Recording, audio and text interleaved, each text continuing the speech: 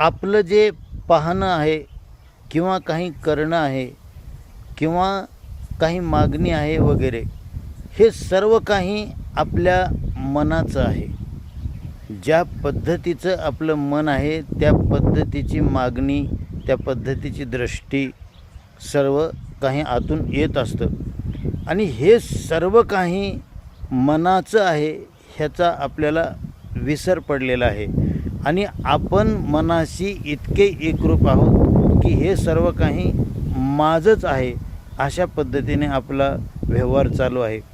सर्व शास्त्र, सर्व अध्यात्म हे सांगून थकलं की अरे बाबा, तू मनापेक्षा वेगळा आहेस आणि म्हणून हे सगळं मनाचं चालू आहे. जे काही चालू आहे हे सर्व क्रिया, सर्व मागणी, सर्व काही उलथापालथ, हे सर्व काही जे आहे ते मनाचं आहे.